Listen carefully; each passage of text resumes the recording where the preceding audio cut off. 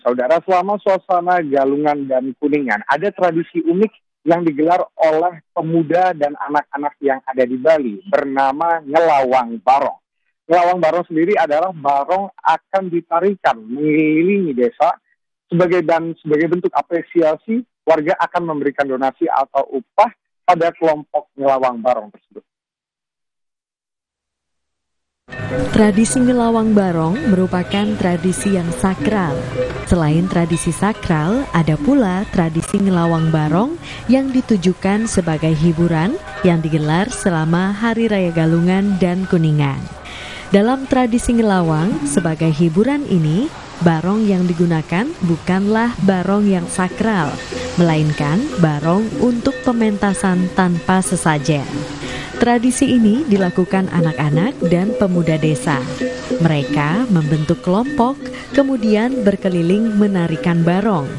Kelompok ini berbagi tugas. Ada yang menarikan barong dan ada pula yang memainkan gamelan. Sambil berjalan kaki, kelompok ini akan mencari warga yang ingin barongnya menari di rumahnya. Warga akan memberikan upah atau donasi sebagai bentuk apresiasi kepada anak-anak yang telah menarikan barong. Ngelawang Barong selain sebagai pertunjukan seni, kegiatan ini juga memberikan ruang kreativitas yang positif bagi para pelajar yang libur sekolah saat hari raya. Ini saya melakukan tradisi ngelawang ini karena melihat tradisi yang ada di Bali ini dan saya ingin melanjutkan budaya Bali beserta juga melihat anak-anak di sini ada potensi untuk melanjutkan tradisi budaya di Bali. Kebetulan anak-anak tersebut yang sekitaran Banjarlumintang niki lagi liburan. Saya untuk anak-anak generasi muda, saya berharap untuk semua memajukan budaya dan tradisi Bali agar tidak punah. Ngelawang Barong merupakan tradisi yang dilakukan secara turun-temurun selama Hari Raya Galungan dan Kuningan.